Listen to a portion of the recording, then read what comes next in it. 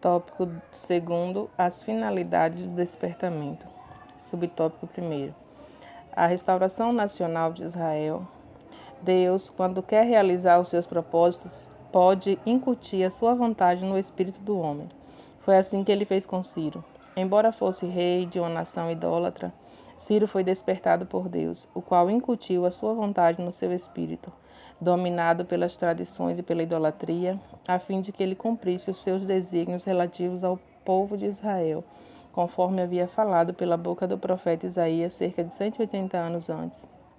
Quando o propósito de Deus chegou ao conhecimento de Ciro, era um fato já aceito e aprovado por ele, e logo foi consumado. Assim, logo no início de seu reinado, Ciro proclamou um edito autorizando os judeus a retornarem a Jerusalém e a edificarem a casa do Senhor em Jerusalém, que é em Judá.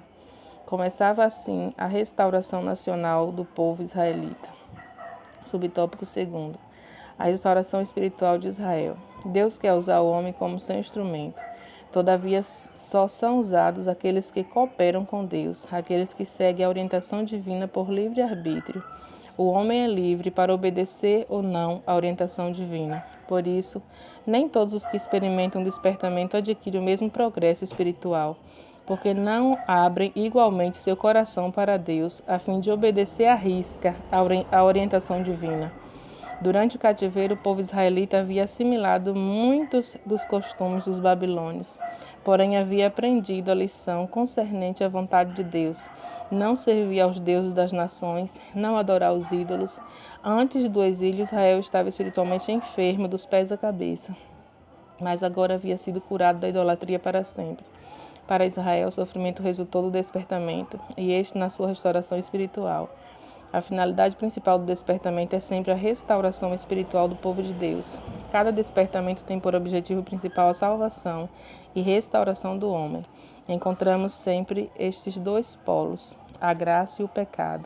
O Espírito Santo está sempre pronto para convencer o mundo sobre o pecado, a justiça e o juízo. Vejamos. A. O Espírito Santo é sempre intolerante com o pecado. O Espírito Santo convenceu Saulo de que havia pecado contra a pessoa de Jesus. Foi o Espírito Santo que convenceu de pecado a mulher samaritana e fez Zaqueu confessar a sua falta. O Espírito Santo torna manifesta as coisas más. O profeta de lábios impuros sentiu que perecia na presença da santidade de Deus. O Espírito Santo faz com que os crentes andem na luz. B. Mas o Espírito Santo também aponta para Jesus como aquele que perdoa e salva. Este era o ensino nos dias dos apóstolos e deve continuar sendo nos dias de hoje, pois a palavra de Deus não muda e as nossas necessidades espirituais também não. Conclusão do tópico 2. As finalidades do despertamento envolviam as restaurações nacional e espiritual de Israel. A primeira restaurou a pátria e a segunda restaurou o homem da idolatria dos deuses pagãos do exílio. Irmãos, nesse tópico primeiro e os seus respectivos subtópicos, a gente vê a finalidade do despertamento, que é uma restauração espiritual sobretudo, né? Então, o Espírito Santo é intolerante ao pecado, mas também ele aponta para a pessoa de Jesus, que é aquele que perdoa pecados, né? Enquanto a porta da graça estiver aberta, irmãos, há a possibilidade do pecador se arrepender e alcançar essa graça, alcançar a misericórdia de Deus. Mas ninguém pode viver brincando, porque a porta da graça vai se fechar a qualquer momento e pode ser que não dê tempo de se arrepender. Então, como eu sempre falo, devemos andar preparados, não dizer, vou me preparar, anda preparado, porque pode ser agora, pode ser daqui a pouco, pode ser que o céu se abra e a gente veja Jesus, né, descendo com os seus anjos, para que os anjos percorram a terra e recolham os eleitos que irão morar no céu. Então, a gente não pode abusar desta graça. A gente deve realmente buscar a face do nosso Deus, buscar ter comunhão com Ele, buscar esse despertamento espiritual, acordar do sono da indolência, obedecer a palavra do Senhor, Porque não adianta, como eu já falei, obedecer um ponto e só por conveniência e deixar de obedecer outros, mas obedecer a palavra do Senhor, colocar em prática em nossas vidas. Porque, como diz aqui, nem todas as pessoas que foram despertadas têm o mesmo avanço, progresso espiritual, porque uns obedecem mais do que os outros, e o Espírito Santo de Deus, como é dito em Atos, é dado somente aos que obedecem. Então, quem é cheio do Espírito Santo de Deus, a tendência é progredir mais, avançar mais espiritualmente.